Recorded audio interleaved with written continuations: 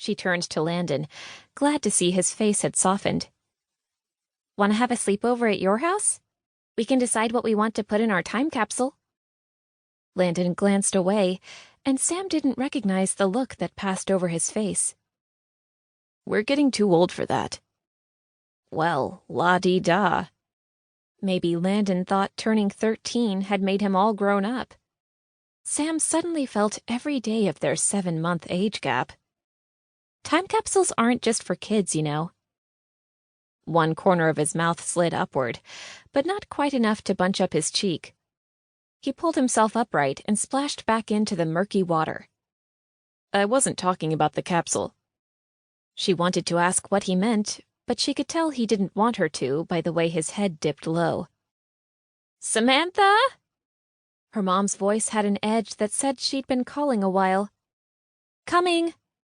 Though Sam knew she should get up and go, her body lay against the boards as heavy as a ship's anchor.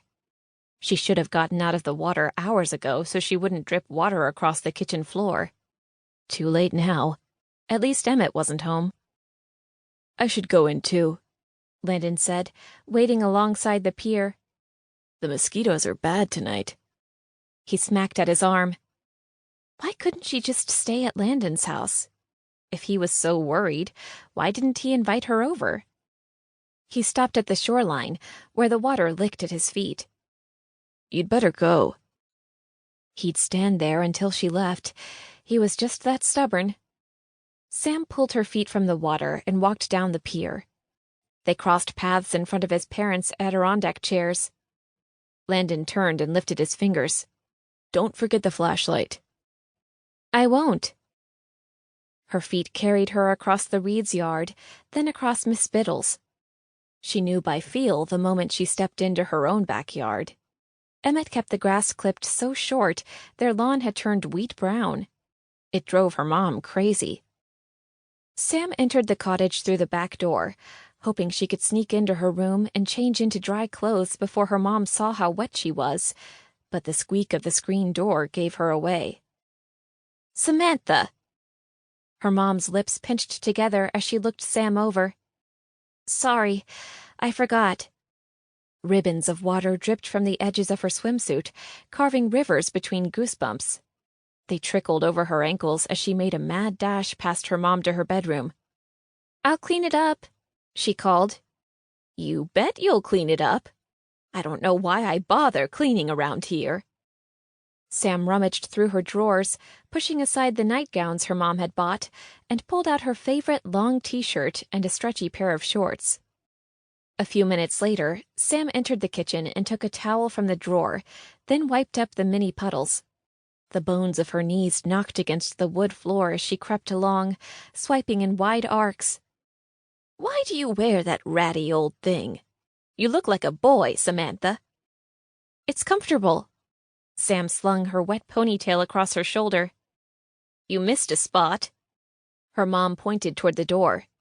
Sam backtracked and dried the area.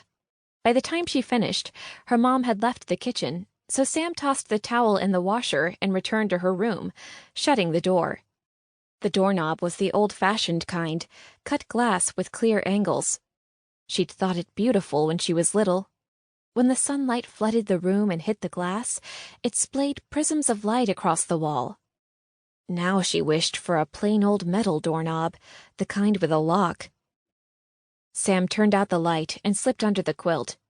Before she lay against the pillow, she reached into her bedside drawer and withdrew the flashlight. The switch flipped on with ease, and she set it on the windowsill of the window. She turned on her side and tucked the covers under her chin. She lay that way for a long time, hearing the sounds of her mom getting ready for bed. She knew it would be a while before Emmett came home, but she still listened for the sound of his car, for the crunch of gravel under his work boots. She listened until her ears were so full of silence it seemed they would burst. Sometime later, she startled awake to the sound of the front door opening. She heard her mom talking, then Emmett's voice rumbled through her closed door. She didn't pull the weeds like I told her to, he cursed. Well, she can do it tomorrow. Her mom's voice was fading. How much did you lose tonight?